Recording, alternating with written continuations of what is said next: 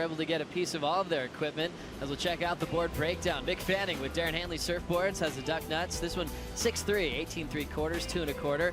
He has the FCS 2s on a quad. He's got the pintail. Aritz Aramburu, Puka Surfboards. They're able to get a lot of different shapers under their umbrella. He's got an Eric Arakawa, local shaper. He's got a 6'6", a bit bigger, but the biggest board is from Mackay McNamara, a rusty semi-gun, 6'8", 18.5, 2.4 inches thick. He's got the futures. All of these guys going with 4-fin setups for this matchup. Yeah, I mean, 4-fin, obviously the choice in fin setups out here. It gives you more drive off the bottom, and it really does let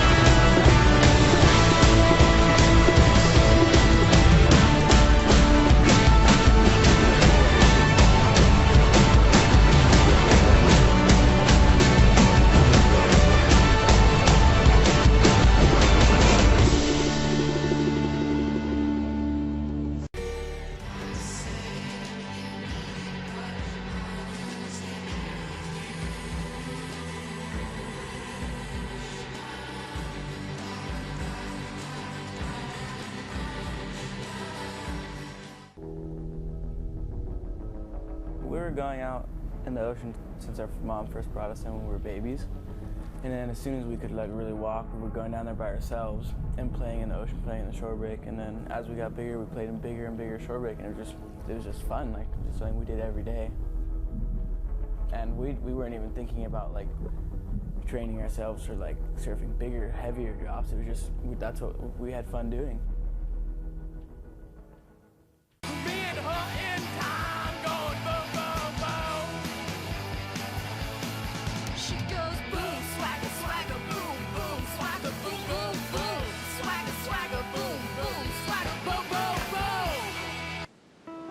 You're watching round.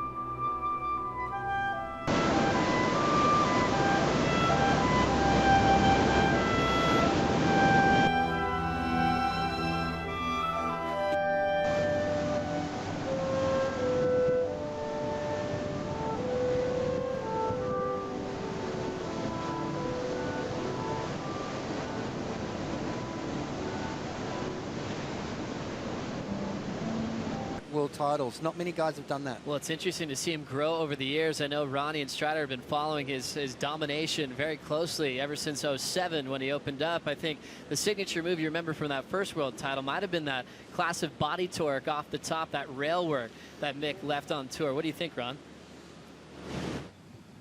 Fact that Fanning was able to that year finish second in Tahiti. That was one of the first years that he recognised that he had a major weakness. It was his tube riding in bigger, heavier waves. He identified it. He went to Tahiti early, ended up running away with a second place finish, I think, behind Damien Hobgood that year. And ever since then, he's really stepped up and has been a major threat in waves like this.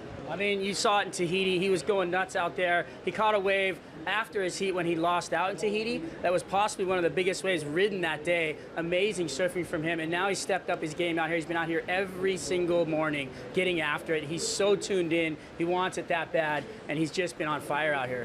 He has. One thing about Mick is he's never backed up a world title. And this year he's put himself in a fantastic position to do that. But if you have a look at his results this year, the worrying trend so far has been when Mick has taken a win, in the very next event, he's dropped a bad result.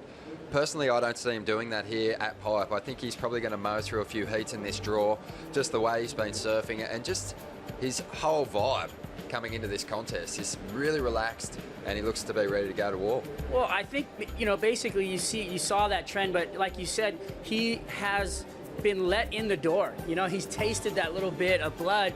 You know, Medina and Slater, all the focus has been on them this whole year, and now they've opened this up and they've kind of faltered, and now he's right there in the party, you know, with full on in scenarios. Yeah, you can see what Mick's got to do. Basically, Mick's got a fantastic shot if Medina bows out in the second or third round. Fanning will need a third to clinch the title. If he makes it to the quarters, there'll be a one-heat surf-off between the pair.